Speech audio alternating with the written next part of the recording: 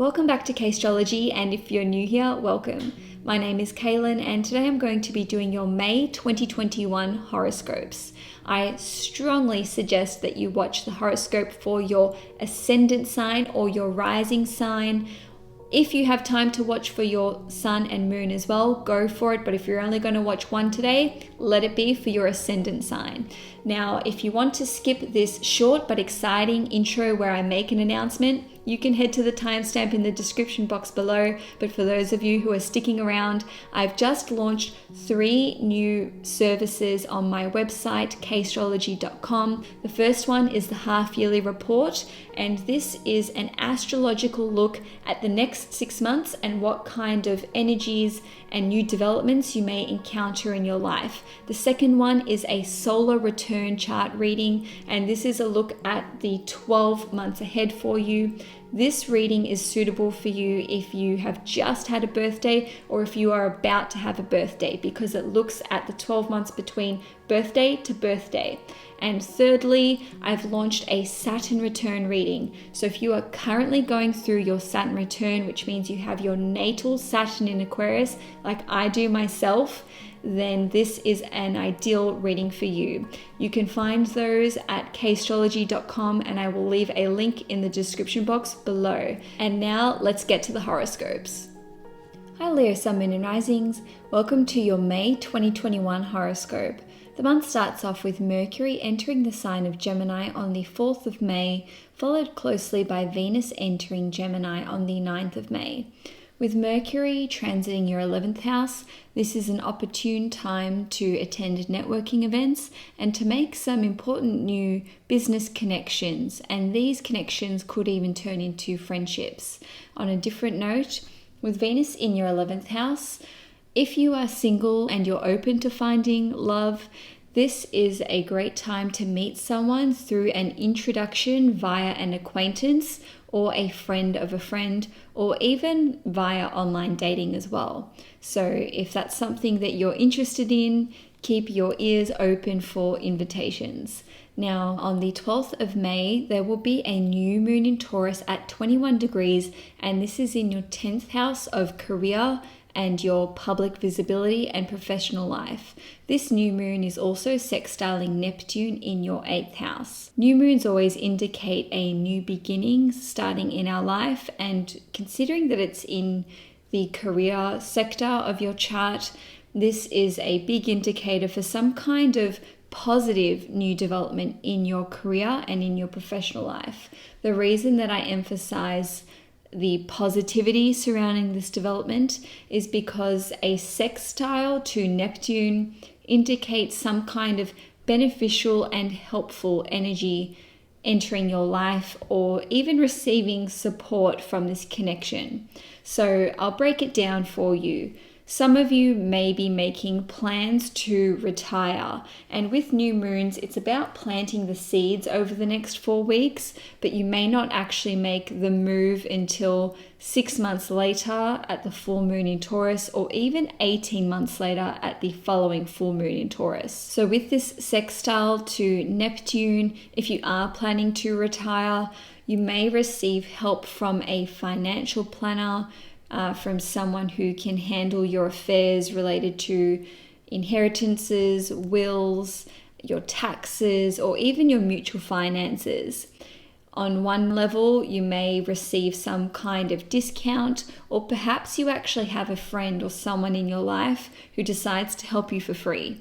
Now, for some of you, you may take a career break, and this could be a result of something psychological in nature, or perhaps you're recovering from some kind of surgery which requires a lot of rehabilitation. Once again, I want to emphasize that this is positive in nature. This new moon has a beneficial and healing effect on you. So if this is you, then you can receive help and support from loved ones, and you will receive some kind of psychological support, or even support from someone in a spiritual capacity. Now, this is a general reading, so always take what I'm saying with a grain of salt and apply it to your situation accordingly. There may be a new career development for you guys who are still working. You're not planning to retire and you don't need to take time off. So this could be that you either change careers or you take on some kind of new responsibility, or it could just be a change within the department, within departments at your work, or it could be a title. So it could be a promotion in title. It doesn't necessarily need to have a financial impact on you, but nonetheless, this career development could be connected to any of the following areas. Psychology, emergency services, if you're working as a surgeon, if you are working in the spiritual or occult industries, or anything financial like financial planner, tax accountant, tax lawyer, if you work in taxes, if you work with inheritances, or even if you work in funeral homes or a morgue. You may either be having a career development in one of these areas, or you may actually change careers and go towards a career which is geared to one of those aforementioned areas and industries. Now, on the 14th of May, Jupiter will enter the sign of Pisces, and this will be in your 8th house.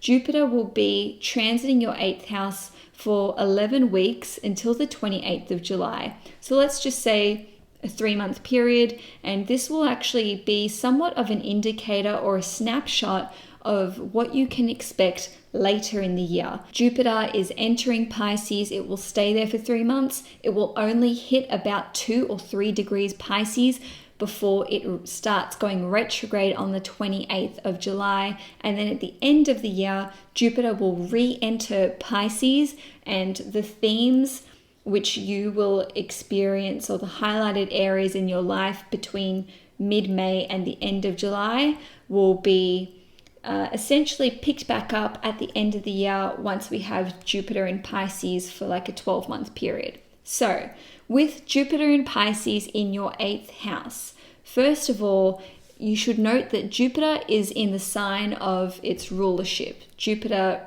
rules Pisces and also rules Sagittarius. So already we like to see Jupiter in Pisces. This is a very beneficial and potentially quite a healing transit for you, Leo.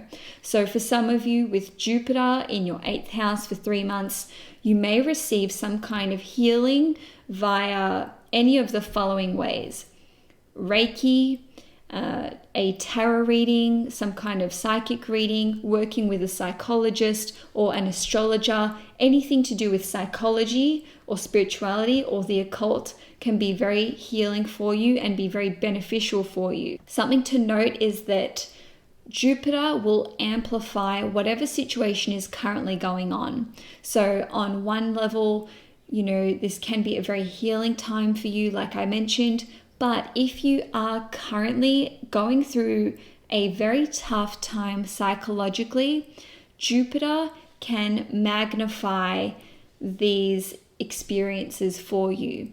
I don't say that to scare you. I say this so that you can take some kind of preemptive action. If you're watching this and you're going, yes, that's me, I'm going through a really tough time right now, you can prepare for this period of time by booking in sessions with your psychologist, by booking in sessions with your Reiki master or anyone in the occult or spiritual industry. And certainly this will be a time where you will benefit so much from meditation. Now, on a different note, this is a period of time where you can experience some kind of transformation through an intimate relationship. Translation, I'm talking about sexual healing. So tantric sex could be something, or tantra, just as an umbrella term, could be something which is very healing for you. Now, on a more material level, your business partner or your life partner could receive a significant pay rise. This will always depend on the personal chart, but it's something to keep an eye out for. And some of you may actually meet someone or encounter someone who is very, very wise. They have a lot of wisdom. They could be a teacher. They could be an expert in some area or a master. They could be like a guru or a mentor figure for you. And they could be very well versed in Tantra, astrology, tarot reading. They could be a psychic or a clairvoyant or anyone with psychic and mediumship abilities. This is represented by Jupiter in Pisces, and especially being in your 9th house. On a different note, it could be someone who is a religious figure or a spiritual figure. Leo, just want to make a note, just keep your eyes and your ears open during this time, because you absolutely can receive nuggets of wisdom and spiritual or religious advice, or even simply life advice, which is very, very helpful for you and which will be very, very healing for you. Now, on the 21st of May, which is my birthday, the sun will enter the sign of Gemini, and it will be transiting your 11th house for about 4 weeks. With the sun here, you'll be very, very focused on your goals for the future. You could be focused on matters pertaining to any communities that you're a part of, groups, clubs, charity. You could actually be in the spotlight in one or more of those areas for varying reasons, and you certainly may be very visible on social media platforms during this time. Now, on the 23rd of May, Saturn will go retrograde in the sign of Aquarius, and it will be retrograde for 5 months until the 11th of October. This is occurring in your 7th house, and your 7th house rules partnerships and one-on-one relationships of all kinds. Business partnerships, marriage partners, your significant other, one-on-one friendships, one-on-one clients. All of these relationships are covered by the 7th house umbrella. So with Saturn being retrograde in your 7th house, if you are currently in a relationship, a romantic relationship, your partner may actually be going through quite a challenging time, and they may need extra support from you. This definitely can put a strain or a bit of pressure onto your relationship, but nonetheless, Saturn goes retrograde for 5 months of every single year. So this is not an energy that you are unaccustomed to. You experience this every year, like I said, but it will have been 12 years since you experienced this kind of transit. Now, if you are not in a relationship, but you have a business partner or very, very close one-on-one friend, the same thing applies. They may be going through a very challenging time. This could put a strain or pressure on your relationship, or you could actually be going through a lot of extra effort to support them in a very positive way. Now, for some of you, if you are already in a relationship, you could be working through some issues. And when I say issues, I don't mean something which has just come up recently and you're trying to nut it out. Saturn represents long periods of time. So this could be a long-standing issue in your relationship which comes up time and time again. And for whatever reason, this particular block of time from 23rd May to the 11th of October is just seeing the two of you having to work really, really hard to make things work. It could be in your marriage, could be in your relationship with your life partner, or it could be with your business partner. Now, if you are going through a divorce, something to be aware of is that your former partner or the partner that you are trying to divorce from could be stalling or delaying the process. So do not be surprised if you were expecting a court case to occur and it's been delayed, or if they're delaying getting that paperwork to you. Now, if you have your sun or your moon in Aquarius, or your chart ruler is Saturn, which would mean that you are an Aquarius or a Capricorn rising, this could be you that is stalling. Now, on a different level, another way that this transit could play out is that a former marriage partner or business partner who you were bound to by documents or something legally binding could come back into your life, or you could decide to give your marriage partner or your business partner another shot. at the relationship. The reason why I'm specifically saying that you were, tied to this partner legally is because Saturn represents government authorities and things which have been officiated in an official manner. Okay, so this is very specific to a marriage partner or a business partner who you had legally binding contracts with. Now, on the 26th of May, there will be a full moon total lunar eclipse in Sagittarius, and it's at 5 degrees, and it's in your 5th house. With full moons, they always indicate the ending of a chapter or the close of some kind of cycle in our lives. And when it's a lunar eclipse, especially a total lunar eclipse, this can be a very, very powerful ending indeed. It doesn't need to be something of a physical nature.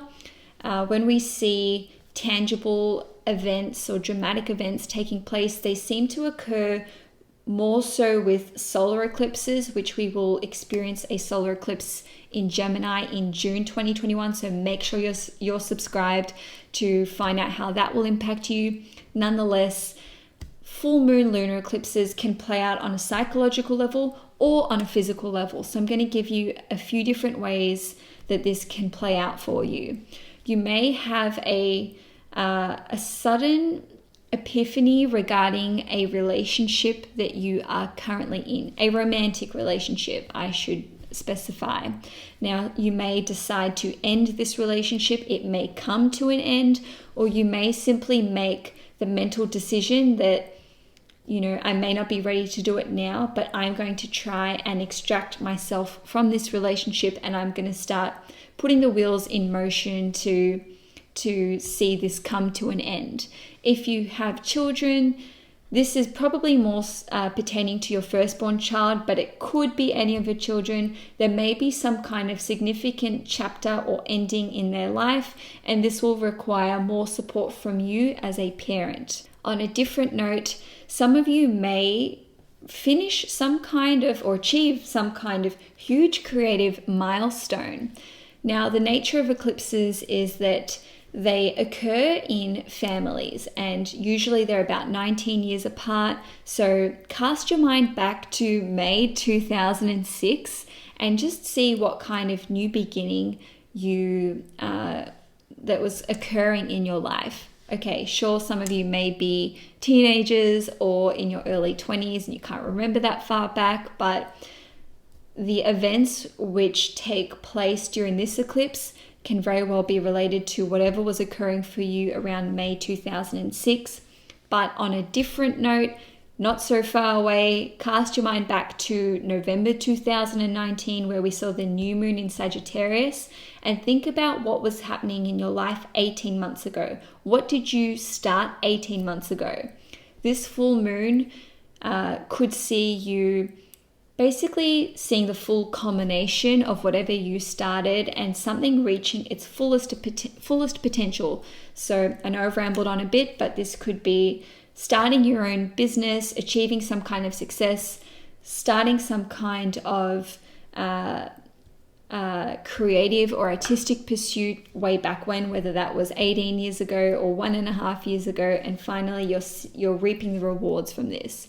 Now, on a different note, on a psychological level, some of you may make the decision not to have any more children, or if you were trying to have a child and you've been trying for a while, you may decide finally that you want to cease trying, that you're going to close the book on that chapter.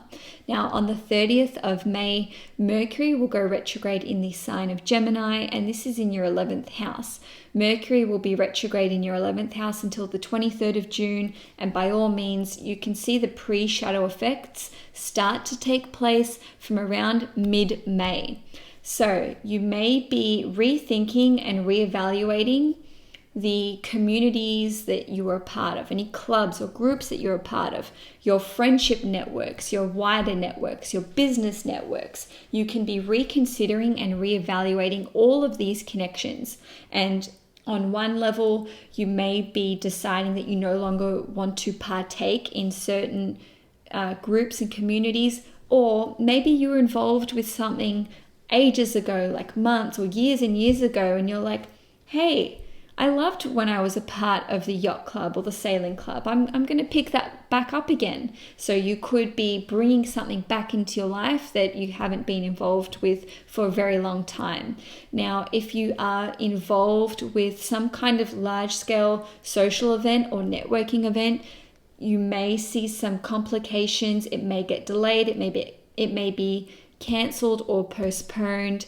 Certainly the itinerary can shift, and this could also be for some kind of web conference. It doesn't need to be a physical in-person event. Now, some of you may be reevaluating your long-term goals and your ambitions and dreams for the future.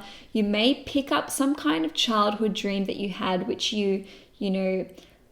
it was left in the corners of your mind, or you kind of filed that one away and decided that you wouldn't, pursue that in this lifetime. And now all of a sudden you're bringing it out of the woodwork and you're like, no, I'm going to pursue this because I love it and it sets my passions on fire. And you're like, hey, I'm going to go for it. That's a very positive way that Mercury retrograde can play out, because essentially Mercury represents our mentality. It represents how we think. So when it's retrograde, it's like a different way of thinking. You see things from a different point of view. And that's why I'm saying that you may be reconsidering relationships, reconsidering your dreams. And, for some of you, you may experience miscommunications with friends or older siblings or communities and groups that you're a part of. But people from these groups could re-enter your life, and it could be something very, very positive for you. So Leo, that's all I have for you for May 2021. If you enjoyed this video, please give it a thumbs up. If you'd like to see more content from me, please subscribe to Astrology. Enjoy May 2021, and do subscribe because June is going to be a really, really huge month, astrologically speaking. Take care, and I will see you guys next month.